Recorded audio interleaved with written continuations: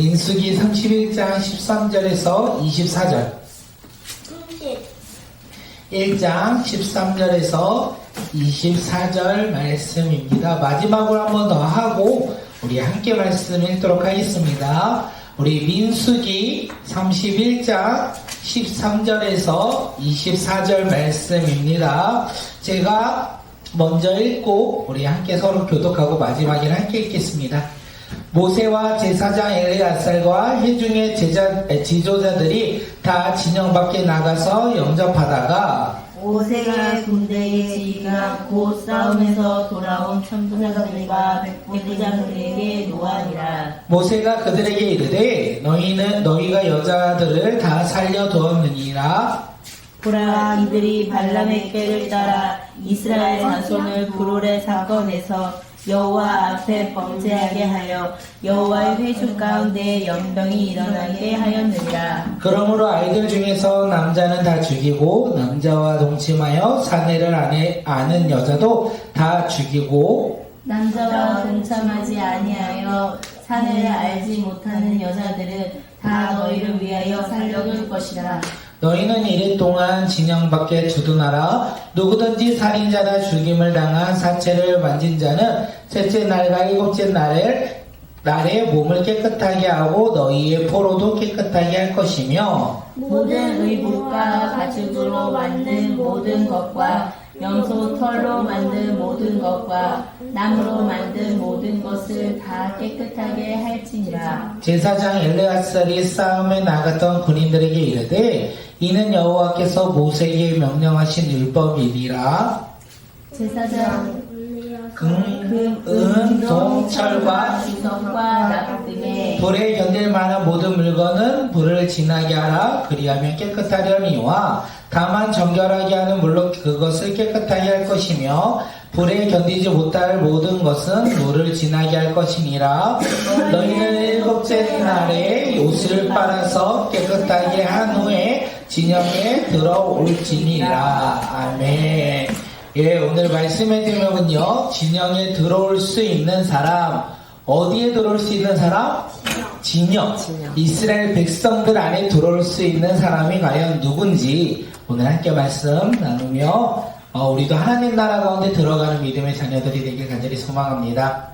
이스라엘 백성들은요, 하나님이 말씀하신 대로 미디안과 전쟁을 했어요. 맞죠? 그리고 그들은 승리했습니다. 승리한 이스라엘 백성들, 군인들이요, 다시 자신들이 있었던 진영으로 이스라엘 백성들 가운데 들어가고자 지금 돌아오고 있었다라는 거예요. 승리의 소식을 들었어요. 모세는 승리의 소식을 들어서 제사장 엘르아살과 회중의 지도자들과 백성들을 보고 진영 밖으로 승리하는 군대를 영접하기 위해, 환영하기 위해 진영 밖으로 나아갔습니다. 기쁨의 순간일까요? 슬픔의 순간일까요? 네, 전쟁 가운데 승리했기에 지금 이 만남은 기쁨의 만남이라는 것을 우리가 알 수 있습니다. 그런데 그들이 오는 것을 본 모세가 오히려 군사들에게, 지휘관들에게 화를 냈다, 이렇게 오늘 본문은 이야기합니다. 왜냐하면 모세가 봤어요. 군인들 사이에 포로로 잡혀오는 사람들을 봤는데 그들은 미디안 여자를 죽이지 아니하고 다 데리고 와서 그것을 본 모세가 지금 화를 냈다라는 거예요. 모세는 기쁨으로 나아갔어요. 그런데 지금 화를 내고 있어요. 모세가 이상한 사람일까요? 기쁜데 갑자기 화를 내고 화내다가 기뻐하고 자꾸 왔다 갔다 하는 사람일까요? 아니라는 거예요. 모세는요, 기쁨을 함께 누리고자 나아갔는데 그곳에 미디안 여자들이 다 데리고 온 것을 본 거예요. 왜냐하면 우리가 생각할 수 있는 것은 무엇이냐면 하나님이 미디안 남자는 어떻게 하라고 했죠? 죽이라. 그래서 군인들이 전쟁에 승리한 다음에 미디안 남자들을요, 다 죽였어요. 하나님은요, 여자를 죽이라고 했을까요? 살리라고 했을까요? 죽이란 말이 없었어요. 그래서 이스라엘 백성들은 하나님이 말씀하시지 않았기에 이 미디안 여자들을 다 데리고 온 거예요. 다 데리고 왔어요. 잘못했어요? 잘못하지 않았어요? 잘못하지 않은 거죠. 하나님이 말씀하지 않았잖아요. 여자를 죽이라 말씀하지 않았잖아요. 그래서 군인들은 여자들을 다 살렸어요. 그런데 모세는 그것을 보고 화를 냈어요. 왜냐하면 모세는 그 여자들 가운데 부활의 사건, 이스라엘 백성들이 우상을 숭배하게 만들었던 여자들이 있었다는 것을 알았어요. 그들이 이스라엘 백성들 진영 안으로 들어오면 또다시 이스라엘 백성들은 누구를 숭배해요? 우상을 숭배한다는 것을 알았어요. 그래서 그 여자들의 모습을 보며 모세가 화를 냈다라는 거예요. 그것은 모세가 아니더라도 이스라엘의 백성이라면 부활의 사건을 기억하고 그 사건에 참여한 사람들을 어떻게 해야 될까요? 죽여야 한다는 것을 이야기하는 거예요. 그래서 그들의 여자들 다 데리고 오는 모습을 보고 모세가 화를 냈어요. 그리고 뭐라고 하냐면 모세가 기준을 정해줘요. 누구는 부활의 사건에서 이스라엘 백성들을 우상으로 이끈지 다 할 수는 없기에 모세가 기준을 정합니다. 남자와 결혼한 사람. 그 사람은 어떻게 해요? 죽이라. 남자와 결혼한 여자는 다 죽여라. 예, 왜냐하면 그들이 또 살아남았다면 이스라엘 백성들은요, 하나님이 아닌 우상을 섬길 수 있기에 모세는요, 결혼한 여자는 어떻게 해요? 다 죽이라. 이렇게 말했어요. 이스라엘 백성들 진영 안으로 들어가는 사람들은 우상을 숭배하면 될까요? 안 될까요? 안 된다라는 것을 이야기해요. 하나님 나라 가운데 살아가는 믿음의 사람들은 하나님보다 우상을 섬기면 된다, 안 된다? 안 된다. 안 된다. 하나님을 최우선으로 섬기며 살아가는 사람만이 진영 안으로 들어갈 수 있다, 이렇게 말하는 거예요.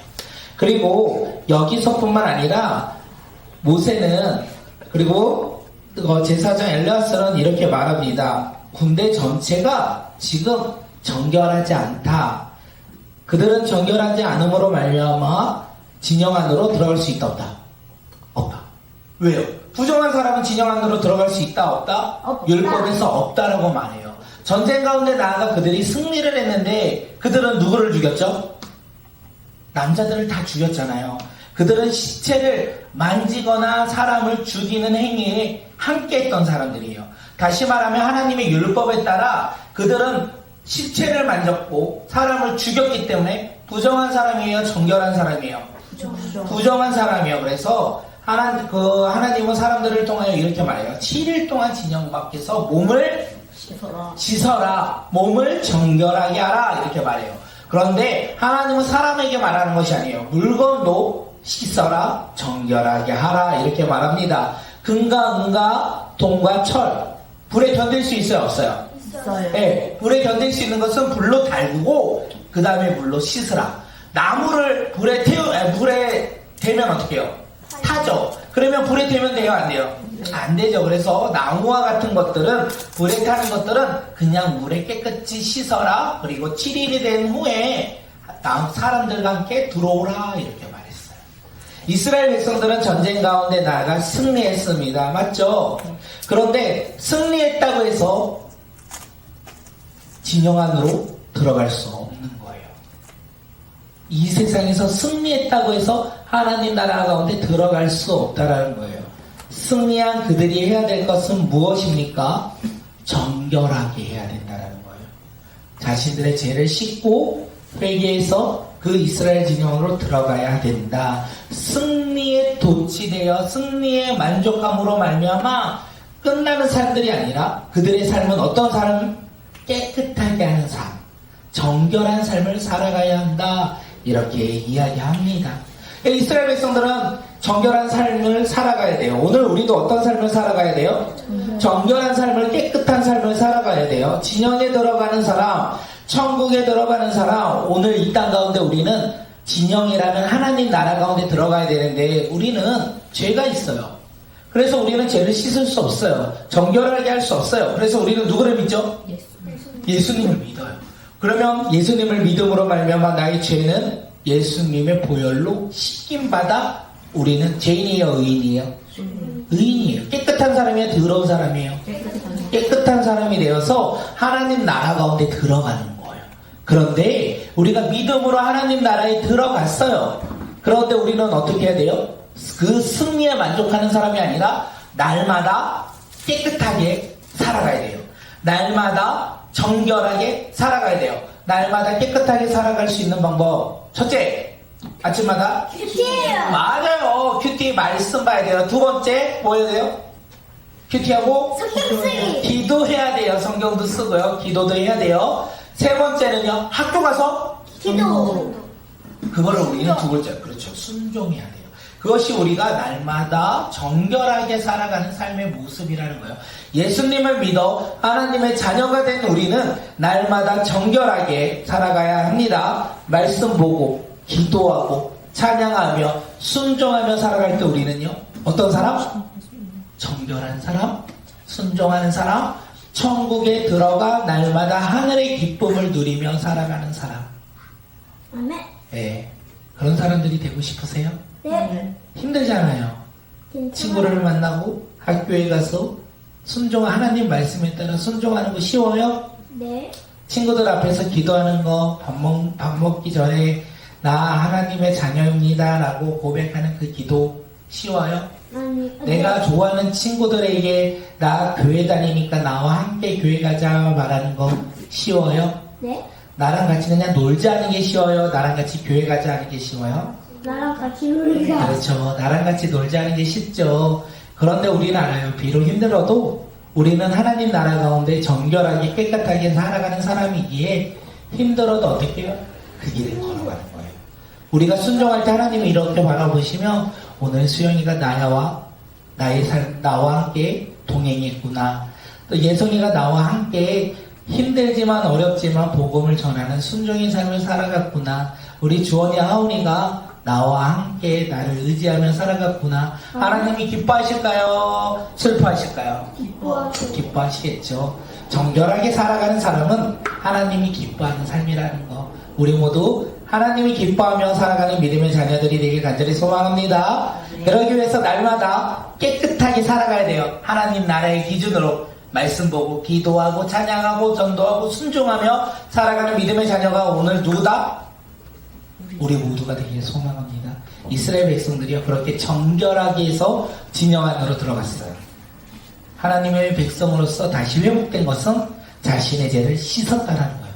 오늘 우리도 우리의 죄를 씻고 예수 그리스도의 믿음으로 씻고 우리의 삶 속에서 날마다 정결하게 하나님의 자녀로서 하나님을 기쁘게 해드리며 살아가는 믿음의 자녀들이 오늘 이 시간 우리 모두가 되길 간절히 소망합니다. 그 삶 가운데 하나님께서 동행하시고 역사하실 거예요. 우리 함께 이 시간 기도하며 나갑니다. 기도하겠습니다.